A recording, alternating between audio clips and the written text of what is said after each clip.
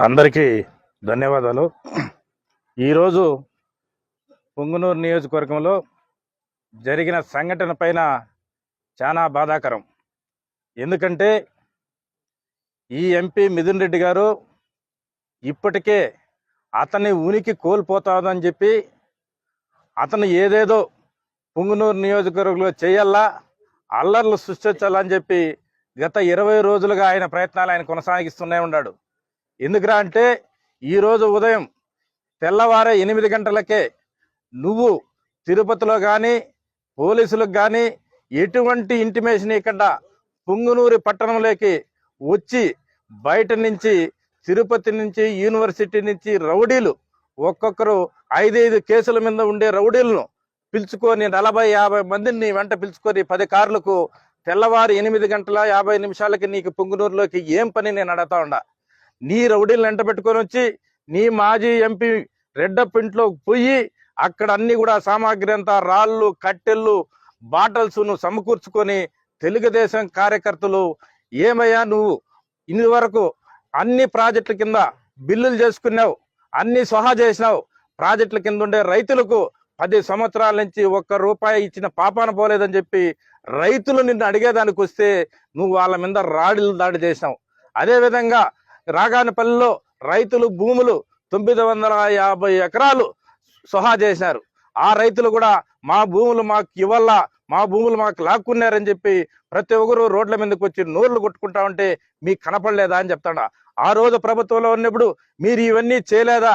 Granite అవుతానేమి, భూములు అవుతానేమి, bypass రోడ్లో భూములు అవుతానేమి, ప్రతి ఒక్కటి అవుతాయి, ఇసుక అవుతామి, లిక్కర్ అవుతామి, ఇవన్నీ కూడా మీరు చేసినారు కాబట్టి ఈ రోజు ప్రజలు అవన్నీ గమనించి అవన్నీ వెనక్కి తెప్పించుకోవాలని చెప్పి ప్రజల ఆవేశంతో అడిగితే మీకు ఎందుకు అంత బాధ, మీకు ఎందుకు అంత ఆవేశం అడుగుతాండ.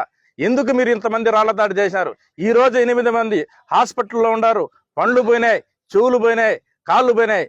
ఇవన్నీ కూడా ఇప్పుడు కూడా ఆ రోజు మీరు దాడి చేసి ఆ రోజు మమ్మల్ని కేసులు పెట్టి దాదాపు 800 మందిని జైలుకు పంపించి నరకము చూపించినారు. ఈ రోజు మళ్ళీ తెలుగుదేశం ప్రభుత్వం వచ్చినా కూడా పుంగనూరులో మళ్ళీ మా మీదకే రాళ్ల దాడి చేసి మా కార్యకర్తలని కొట్టి నువ్వు ఏదేదో సృష్టించాలని చూస్తున్నావు. నీ గన్మెన్ల కోసము, నీ ప్రయత్నము, నీ ప్రొటెక్షన్ కోసము చేసుకునే ప్రయత్నాలు అందరినీ బలి చేస్తున్నావు. నీ కార్యకర్తలు అయితేనేమి, తెలుగుదేశం కార్యకర్తలు అందరూ కూడా నీ వెంట ఎవరు వచ్చినారు? ఈ రోజు పొంగునూరు ప్రజలు ఎవరు నిన్ను నమ్మడం లేదు, నీ వెంట రావడం లేదు. ఎవరు కానీ ఏ మండలం నుంచి కూడా రాలేదు. కేవలం తిరుపతి నుంచి ఒక రౌడీలను, ఒక కిరాతకమైన రౌడీలందరినీ తీసుకొచ్చి ఈ రోజు నీ వెంట పెట్టుకొని నువ్వు ఇంత దుర్భాగ్యంగా తెలుగుదేశం కార్యకర్తల మీద నువ్వు అమానుషంగా నువ్వు రాళ్ల దాడి చేపించినావంటే నిన్ను ఏ సంస్కృతి అని చెప్పేసి నేను తెలియజేస్తాడా. ఇది వరకు కూడా మా మీద పుంగనూరులో అయితేనేమి, సోమల్లో అయితేనేమి, కల్లూరులో అయితేనేమి నేను ఈ రోజు వీడియోస్ అన్ని చూపిస్తా ఉండా. ప్రతి తావన కూడా ఆ రోజు నన్ను 2 సంవత్సరాలు పుంగనూరులో బస్టాండ్లో పెట్టి ప్రతి ఆఫీస్ తీసుకున్నా కూడా తెలుగుదేశం ఆఫీస్ మీద మీరు దాడులు చేసినారు. నేను బస్టాండ్లో పెట్టుకొని పార్టీ నడుపుకున్నా. ఆ రోజు మీ కళ్ళు కనపడలేదా? మీ నాయన ఎక్కడ పోయినాడు, నువ్వు ఎక్కడ పోయినారు? మీరు దాడి చేయలేదా? నా పార్టీ ఆఫీస్ మీద జేసీబీలు పెట్టి దౌర్జన్యం చేసి రాత్రికి రాత్రి ఎన్టీ రామారావు బొమ్మను ఈదులో వేసిన సంగతి మీకు తెలీదా? అదేవిధంగా విశాఖ నుంచి వచ్చిన కార్యకర్తలను రోడ్డు మీద నిలబెట్టి గుడ్డలు ఇప్పించి కొట్టింది మీ కళ్ళు కనపడలేదా? ఇవన్నీ మీ కళ్ళు ప్రజలు మర్చిపోరు. ప్రజలు అన్ని బాగా తెలివైన వాళ్ళు. ఇవన్నీ కూడా ఆ సంస్కృతి మానుకోవాలని చెప్పి మా ముఖ్యమంత్రి కానీ, మా లోకేష్ బాబు గారు కానీ మీరు ఆపండి, మీరు ఎక్కడ ప్రతిదాడులు చేయొద్దని చెప్పి మా మంత్రి గారికి అవుతేనేమి, నాకు అవుతేనేమి ప్రతిసారి కూడా చెప్పడం జరిగింది. మేము ఆ సంస్కృతితోనే మేము సజావుగా ప్రజలకు సేవ చేయాలా, పుంగనూరు పట్టణాన్ని ఏ విధంగా అభివృద్ధికి తీసుకొని పోవాలా, ఎన్ని ఫ్యాక్టరీలు తేవాలని చెప్పి నిన్న కూడా మంత్రి నాతో చర్చించడం జరిగింది. ఆ విధంగా మేము ముందుకు వెళ్తా ఉంటే నువ్వు దొంగదారిని వచ్చి పుంగనూరు పట్టణానికి వచ్చి రెచ్చగొట్టేసి ఈ రోజు కార్యకర్తలందరినీ దౌర్జన్యంగా కుట్టి ఈ రోజు హాస్పిటల్ పాలు చేసిన ఘనత నీకు ఎంపీ మిథున్ రెడ్డిగా తగిలింది. ఇవన్నీ నువ్వు టార్గెట్ చేసి మా ముఖ్యమంత్రి మీదో, మా లోకేష్ బాబు మీదో నువ్వు చెప్పుకోవచ్చు. నువ్వు ఎవరు ప్రజలు నిన్ను నమ్మే పరిస్థితులు లేరు అని చెప్పి తెలియజేస్తూ ప్రతి దానికి కూడా ఒక టార్గెట్. మా ప్రభుత్వం వస్తుంది, నీ కథ చూస్తా. మా ప్రభుత్వం ఏది నువ్వు చూసేది? అన్ని చూసేసినావు. మమ్మల్ని అందరినీ జైలుకి పంపించినావు, అధోగతి పాలు చేసినారు. ఇంకేముంది? మా టార్గెట్ మమ్మల్ని చంపేదానికి ప్రయత్నం చేయాలని చెప్పి నువ్వుగా ప్రణాళిక ప్రకారము తయారు చేసుకుంటున్నావు, కానీ వేరే విధంగా చేయలేదు. ఇదివరకు కూడా నన్ను నందంపేటలో 4-5 సార్లు నువ్వు అటాకులు చేపించిన సంగతి నీకు వీడియోస్ కూడా పంపిస్తాడా. చూడాలా. ఇవన్నీ కూడా ప్రజలు బాగా ఆలోచన చేస్తాడారు. ప్రజలన్నీ నిన్ను నమ్మే పరిస్థితి లేరు. నువ్వు ఎన్ని దాడులు చేసినా మేము ప్రశాంతంగానే, మేము న్యాయబద్ధంగానే ముందుకెళ్తాం. నీ పోరాటాన్ని ఏ విధంగా అయినా మీరు ప్రజలు అక్కడ నిన్ను సహించేది లేదని చెప్పి తెలియజేసుకుంటూ విరామం తీసుకుంటాం. అందరికీ ధన్యవాదాలు. ఈరోజు పుంగనూరు నియోజకవర్గంలో జరిగిన సంఘటన పైన చాలా బాధాకరం. ఎందుకంటే ఈ ఎంపీ మిథున్ రెడ్డి గారు ఇప్పటికే అతని ఉనికి కోల్పోతాదని చెప్పి అతను ఏదేదో పుంగనూరు నియోజకవర్గంలో చేయాలా, అల్లర్లు సృష్టించాలని చెప్పి గత 20 రోజులుగా ఆయన ప్రయత్నాలు ఆయన కొనసాగిస్తూనే ఉన్నాడు.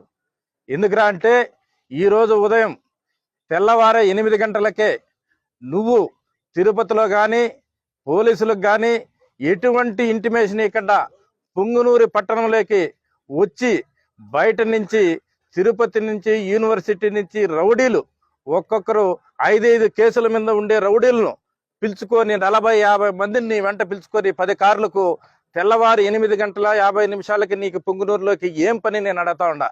నీ రౌడీలను వెంట పెట్టుకొని వచ్చి నీ మాజీ ఎంపీ రెడ్డప్ప ఇంట్లో పోయి అక్కడ అన్ని కూడా సామాగ్రి అంతా రాళ్ళు కట్టెళ్ళు బాటల్స్ నువ్వు సమకూర్చుకొని తెలుగుదేశం కార్యకర్తలు ఏమయ్యా నువ్వు ఇన్ని వరకు అన్ని ప్రాజెక్టుల కింద బిల్లులు చేసుకున్నావు, అన్ని స్వహా చేసినావు. ప్రాజెక్టుల కింద ఉండే రైతులకు 10 సంవత్సరాల నుంచి ₹1 ఇచ్చిన పాపాన పోలేదని చెప్పి రైతులు నిన్ను అడిగేదానికి వస్తే నువ్వు వాళ్ళ మీద రాడిలు దాడి చేసినావు. అదేవిధంగా రాగానపల్లిలో రైతులు భూములు 950 ఎకరాలు స్వహా చేసినారు. ఆ రైతులు కూడా మా భూములు మాకు ఇవ్వాలా, మా భూములు మాకు లాక్కున్నారని చెప్పి ప్రతి ఒక్కరు రోడ్ల మీదకి వచ్చి నోర్లు కొట్టుకుంటా ఉంటే మీకు కనపడలేదా అని చెప్తాడా. ఆ రోజు ప్రభుత్వంలో ఉన్నప్పుడు మీరు ఇవన్నీ చేయలేదా? గ్రానైట్ లోతోనేమి, భూములు అవుతేనేమి, బైపాస్ రోడ్లో భూములు అవుతేనేమి, ప్రతి ఒక్కటి అవుతే ఇసుక అవుతేమి, లిక్కర్ అవుతేమి, ఇవన్నీ కూడా మీరు చేసినారు కాబట్టి ఈ రోజు ప్రజలు అవన్నీ గమనించి అవన్నీ వెనక్కి తెప్పించుకోవాలని చెప్పి ప్రజల ఆవేశంతో అడిగితే మీకు ఎందుకు అంత బాధ, మీకు ఎందుకు అంత ఆవేశం నడతాండ? ఎందుకు మీరు ఇంతమంది రాళ్ల దాడి చేశారు? ఈ రోజు 8 మంది హాస్పిటల్లో ఉన్నారు. పండ్లు పోయినాయి, చెవులు పోయినాయి, కాళ్ళు పోయినాయి. ఇవన్నీ కూడా ఇప్పుడు కూడా ఆ రోజు మీరు దాడి చేసి ఆ రోజు మమ్మల్ని కేసులు పెట్టి దాదాపు 800 మందిని జైలుకు పంపించి నరకము చూపించినారు. ఈ రోజు మళ్ళీ తెలుగుదేశం ప్రభుత్వం వచ్చినా కూడా పుంగనూరులో మళ్ళీ మా మీదకే రాళ్ల దాడి చేసి మా కార్యకర్తలని కొట్టి నువ్వు ఏదేదో సృష్టించాలని చూస్తాడావు. నీ గన్మెన్ల కోసము, నీ ప్రయత్నము, నీ ప్రొటెక్షన్ కోసము చేసుకునే ప్రయత్నాలు అందరినీ బలి చేస్తాడు. నీ కార్యకర్తలు అవుతేనేమి, తెలుగుదేశం కార్యకర్తలు అందరూ కూడా నీ వెంట ఎవరు వచ్చినారు?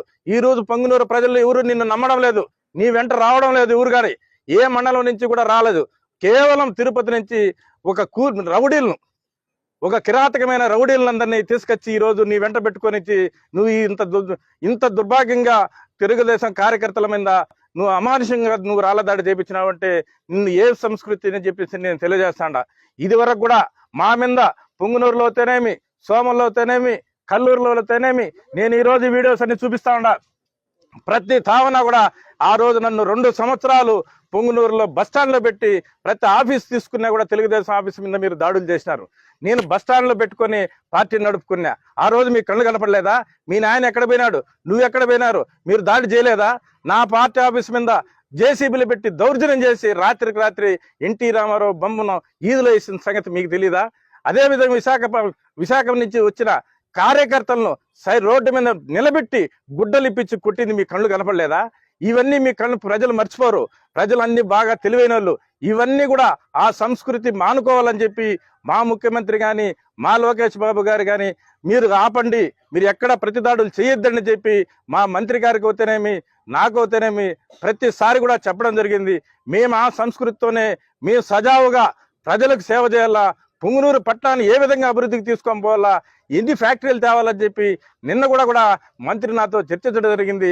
ఆ విధంగా మేము ముందుకెళ్తా ఉంటే నువ్వు దొంగదారిని వచ్చి పుంగనూరు పట్టణానికి వచ్చి రెచ్చగొట్టేసి ఈ రోజు కార్యకర్తలందరినీ దౌర్జన్యంగా కుట్టి ఈ రోజు హాస్పిటల్ పాలు చేసిన ఘనత నీకు ఎంపీ మిథున్ రెడ్డిగా తగిలింది. ఇవన్నీ నువ్వు టార్గెట్ చేసి మా ముఖ్యమంత్రి మీదో, మా లోకేష్ బాబు మీదో నువ్వు చెప్పుకోవచ్చు.